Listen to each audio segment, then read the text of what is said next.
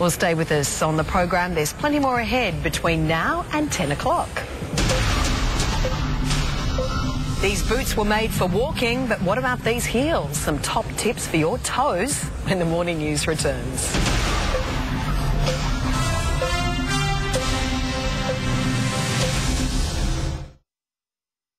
Well, Australians are certainly known for their love of sport and the great outdoors, but new research reveals a quarter of us walk for less than 10 minutes a week. And if you want to walk to work in those heels rather than flats, you're certainly asking for plenty of trouble. To tell us more about this new Aussie Walk report, I'm joined this morning by sports podiatrist Stewart Hayes. Good morning, Stewart. Thanks so much for your time this morning. This walk report has released these alarming results. 10 minutes a week, that's extraordinary. It is, but we are a time poor in these days, and people really need to be aware of what they are putting on their feet when they are walking. When you consider that the world is basically concrete, everything's rock hard, the foot needs to have some shock absorption when it hits the ground, and there are shoes like in the ASICS range that can provide the cushioning and stability required. And who conducted this report? This was conducted by ASICS. They surveyed 1,000 people across Australia and found the results that a third of them are walking in shoes that they don't know much about. Nearly half are walking in shoes that are over 2 years old, which is a bit excessive. So in regards to we're time poor, as you mentioned earlier, is that the bottom line, the fact that it's quicker, especially in cities, to drive somewhere than walk?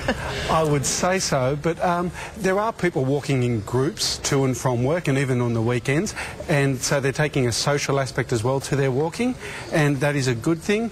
But if you can walk a little bit to work, so you park a block or two further away, it is going to be better for you in the long run, health-wise and for your mental well-being. And it's really interesting because there's been a lot of international research about the danger of high heels.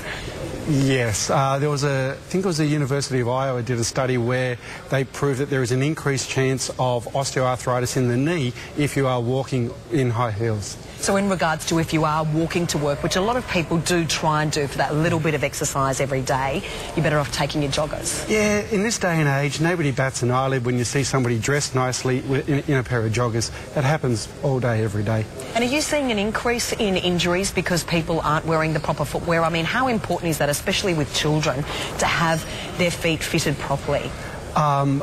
Most of the problems I see with people as they get older are from problems that arise from poor footwear choices when they were younger. Really? How young?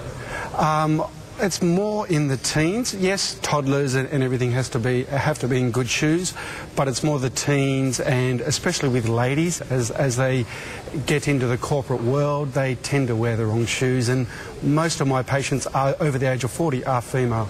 And in regards to the long-term implications are massive, aren't they? They are. It affects the whole body. It does affect the whole body. I treat people who have got lower back pain that is caused from poor footwear and the way their foot functions. Well, I'm glad you're not wearing heels this morning. Thanks so much for joining us. Thank you. Pleasure. Sports podiatrist Stewart Hayes joining us there.